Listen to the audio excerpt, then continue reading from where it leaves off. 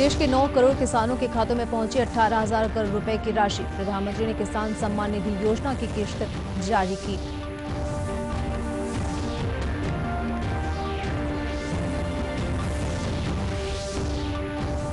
पूर्व प्रधानमंत्री अटल बिहारी वाजपेयी की 96वीं जयंती आज। प्रधानमंत्री ने किया किताब का विमोचन।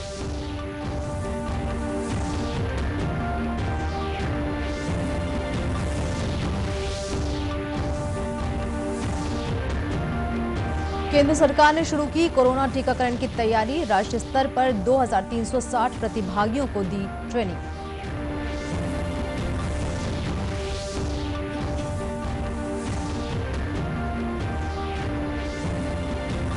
और छत्तीसगढ़ में भी धूमधाम से मनाया जा रहा है क्रिसमस। गिरजाघरों में हुई प्रार्थना सभाएं।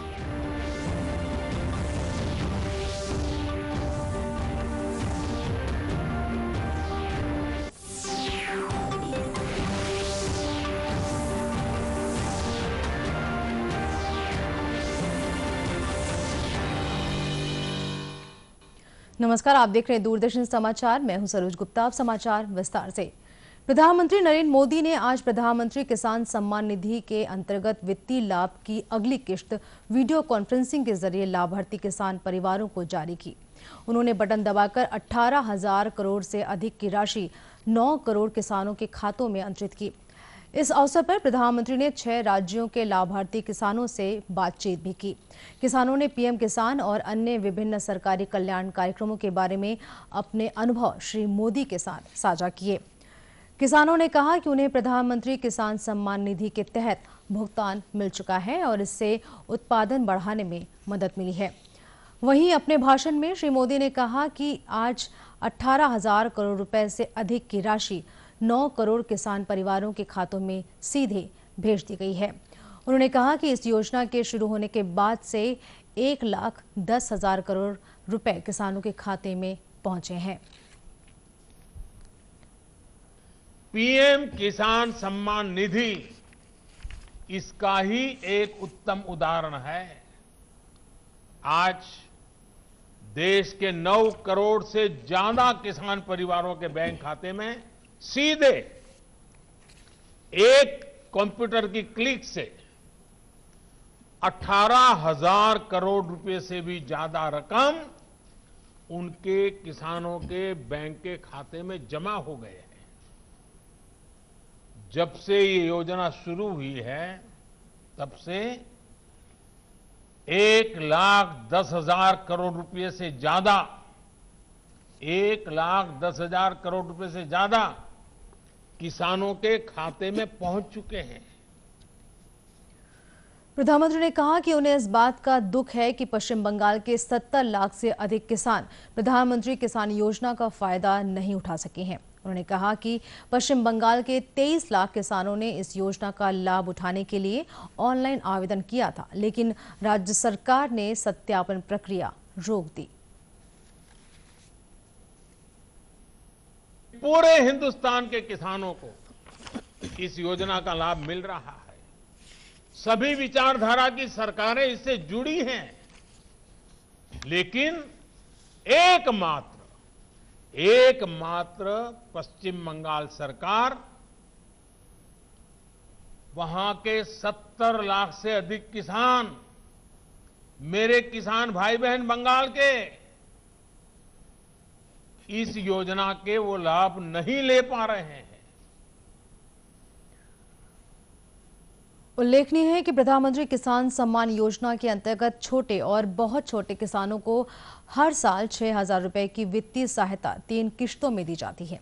यह राशि प्रत्यक्ष लाभ अंतरण योजना के तहत सीधे लाभार्थियों के खातों में भेज दी जाती है। पूर्व प्रधानमंत्री अटल बिहारी वाजपेयी की 96वीं जयंती के अवसर पर प्रधानमंत्री नरेंद्र मोदी ने आज संसद के केंद्रीय कक्ष में उन्हें श्रद्धा सुमन अर्पित किए। उन्होंने महान स्वतंत्रता संग्राम सेनानी और शिक्षाविद भारत रत्न पंडित मदन मोहन मालवीय को भी उनकी जयंती पर श्रद्धांजलि अर्पित की। इस अवसर पर श्री मोदी ने Atal Bihari Vajpayee in parliament commemorative volume नाम की पुस्तक का भी विमोचन किया, जिसमें पूर्व प्रधानमंत्री के जीवन और कार्यों का वर्णन किया गया है। पूर्व प्रधानमंत्री स्वर्गीय वाजपेयी को राज्यपाल सुश्री अनुसुईया उइके, मुख्यमंत्री भूपेश बघेल और विधानसभा अध्यक्ष डॉक्टर चरणदास महंत ने भी उनकी जयंती पर उन्हें श्रद्धा सुमन अर्पित किए।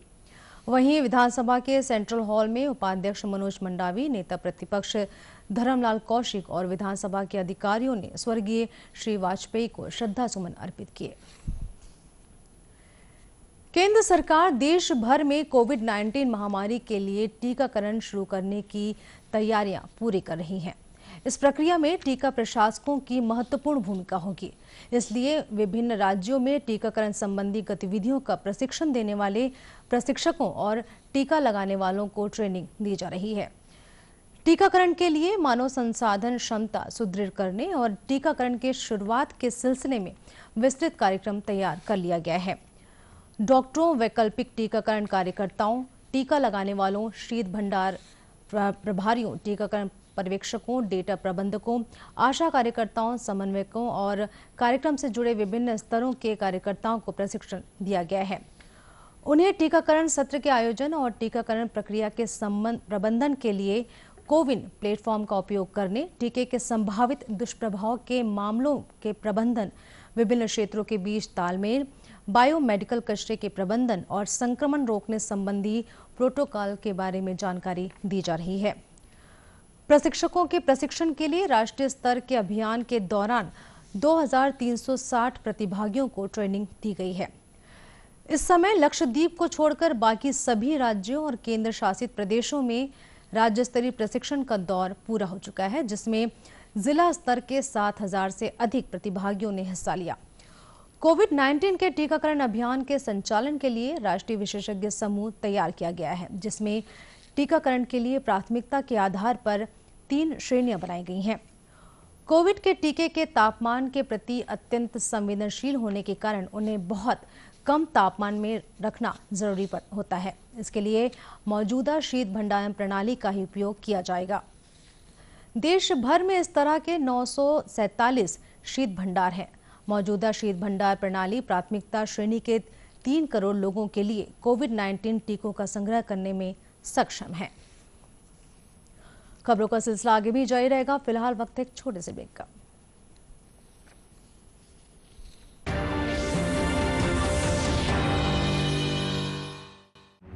वैश्विक महामारी कोविड-19, जिसका कहर संपूर्ण मानव जाति को अपनी आगोश में ले चुका है। टीका या दवाई उपलब्ध होने तक महामारी के खिलाफ मानवता की जंग जारी है। अब जब अनलॉक 5 के तहत लगभग सारा देश खुल गया है, तब और भी आवश्यक है कि हम सतर्क रहें। ऐसे में सबसे जरूरी है समझदारी और बचाव। ब्रेक के बाद एक बार फिर से स्वागत है आपका दूरदर्शन समाचार में। अब बढ़ते हैं कुछ अन्य खबरों की ओर। राजनांदगांव जिले के पेंड्री स्थित मेडिकल कॉलेज का कोविड अस्पताल जल्द ही ऑक्सीजन के मामले में आत्मनिर्भर होने जा रहा है। विभाग द्वारा यहां ऑक्सीजन प्लांट लगाए जाने की तैयारी शुरू कर दी गई है। अस्पताल में लगातार बढ़ते मरीजों और ऑक्सीजन की बढ़ती खपत को देखते हुए मेडिकल कॉलेज प्रबंधन ने खुद का ऑक्सीजन प्लांट तैयार करने की योजना बनाई है। कलेक्टर टीके वर्मा ने बताया कि राज्य शासन ने यहां ऑक्सीजन प्लांट स्थापित करने की अनुमति दे दी है। इसके लिए 2 करोड़ रुपए की राशि भी उपलब्ध कराई जा चुकी है। राज्य शासन ने भी निर्णय लिया है कि छत्तीसगढ़ में जितने भी मेडिकल कॉलेज है सभी जगह ऑक्सीजन प्लांट लगाया जाए और उसके हिसाब से कार्य स्वीकृत हो गया है, जो शीघ्र प्रारंभ हो जाएगा और उससे निश्चित ही हॉस्पिटल्स को भी फायदा होगा और जो वहाँ पे पेशेंट्स भर्ती होते हैं उनको भी इनका लाभ मिलेगा। राजनांदगांव जिला अस्पताल के सीएमओ मिथिलेश चौधरी ने बताया कि मेडिकल कॉलेज में प्लांट लगाने की तैयारी शुरू हो चुकी है। इसके टेंडर प्रक्रिया भी की जा चुकी है। लगभग 2 से 3 माह में प्लांट बनकर तैयार हो जाएगा। हाँ, राज्य शासन ने 2 करोड़ का प्रोजेक्ट दिया है मेडिकल कॉलेज हॉस्पिटल राजनांदगांव को, जहाँ पर ऑक्सीजन बड़ा प्लांट लगेगा जिससे कभी भी ऑक्सीजन कमी नहीं होगी। उल्लेखनीय है कि कोरोना संक्रमण के कारण मरीजों की संख्या जिले में लगातार बढ़ रही है। कोरोना संक्रमितों को सांस लेने में दिक्कत होने पर बड़ी मात्रा में ऑक्सीजन की जरूरत होती है। इसलिए मेडिकल कॉलेज अस्पताल में ऑक्सीजन प्लांट लगाने का निर्णय लिया गया है। जांजगीर चांपा जिले के किसान मृदा परीक्षण को लेकर काफी जागरूक हैं। यहां के किसान जमीनों की उर्वरा शक्ति बढ़ाने के लिए लगातार मृदा परीक्षण करवाकर वैज्ञानिकों की सलाह ले रहे हैं। बताया गया है कि उर्वरक खाद के इस्तेमाल के बाद खेतों में पोषक तत्वों की कमी हो जाती है। इसी कमी को दूर करने के लिए जिले के किसानों को मृदा परीक्षण के लिए जागरूक किया गया। जिले में मृदा परीक्षण एक अभियान के रूप में शुरू किया गया, जिसके कारण अब तक हजारों किसान अपने खेतों की मिट्टी का परीक्षण करवा चुके हैं। जिले के किसान राम प्रताप केशरवानी और दीनदयाल यादव ने बताया कि मृदा परीक्षण किसानों के लिए वरदान साबित हुई है। सरकार की मृदा परीक्षण की नीति से किसानों को खेतों में पोषक तत्वों की कमी की जानकारी हुई है, जिसके बाद किसानों ने उन कमियों को दूर करने कृषि वैज्ञानिकों के मार्गदर्शन में काम किया।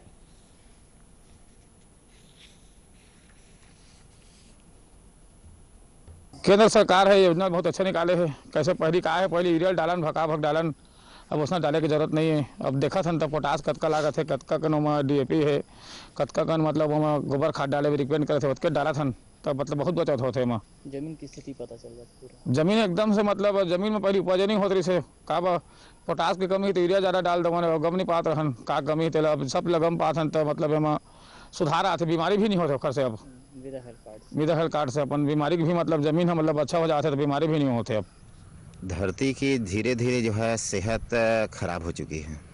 हम लोग ज़्यादा फसल लेने के चक्कर में जो है जैविक खाद को छोड़कर परंपरागत खेती को छोड़ करके हमने जो है वैज्ञानिक युग पे आया और यहाँ पर जो है रासायनिक खाद का जिस तरीक़ा से हमको उपयोग करना चाहिए उसके बजाय हमने अंधाधुंध जो है उपयोग किया।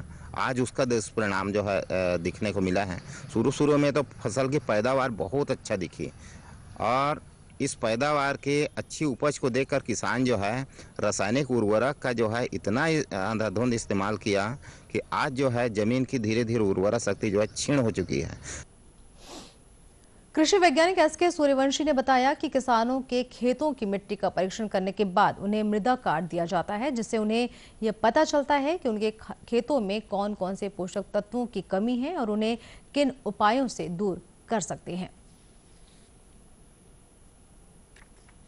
मृदा स्वास्थ्य कार्ड बनाकर देते हैं, उससे किसान भाइयों को ये पता चल जाता है कि हमारी मृदा में कितना कौन कौन से पोषक तत्वों की कमी है या अधिकता है। कभी कभी क्या है, किसी पोषक तत्वों की उपलब्धता बहुत अच्छी होती है और उसको हम ज़बरदस्ती या अननेसेसरी का डालते हैं, या ज़्यादातर ऐसे पोषक तत्वों की जिसमें कमी होती है और उसको हम ना डाल पाते हैं। तो मृदा का जो स्वास्थ्य, जो समुचित उर्वरा उसके प्रबंधन के लिए हमको मृदा परीक्षण करवाना बहुत ही आवश्यक है।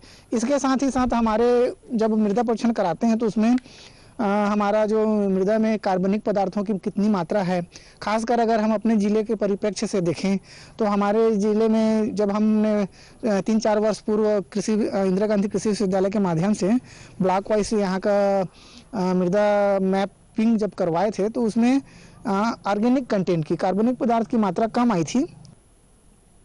उल्लेखनीय है कि जांजगीर चांपा प्रदेश का सबसे अधिक धान उत्पादन करने वाला जिला माना जाता है। दुनिया भर में क्रिसमस का त्यौहार आज बड़े उत्साह के साथ मनाया जा रहा है। राष्ट्रपति, प्रधानमंत्री समेत अनेक विशिष्ट लोगों ने देशवासियों को क्रिसमस की बधाई और शुभकामनाएं दी हैं। राष्ट्रपति रामनाथ कोविंद ने कहा कि क्रिसमस ईसा मसीह के जन्म की खुशियां मनाने का दिन है। यह दिन लोगों के जीवन को शांति, सद्भाव और दया की भावना से परिपूर्ण करता है। प्रधानमंत्री नरेंद्र मोदी ने कहा कि ईसा मसीह का जीवन और सिद्धांत विश्व के लाखों लोगों को शक्ति प्रदान करता है। श्री मोदी ने कामना की कि ईसा मसीह के दिखाए गए रास्ते से लोगों को न्याय और समग्र समाज के निर्माण की दिशा में शिक्षा मिलती रहे। छत्तीसगढ़ के राज्यपाल सुश्री अनुसुईया उइके ने भी क्रिसमस की लोगों को बधाई दी। मुख्यमंत्री भूपेश बघेल क्रिसमस मनाने रायपुर के ऐतिहासिक सेंट पॉल चर्च पहुंचे। वहां उन्होंने मसीही समाज के लोगों को बधाई और शुभकामनाएं दी।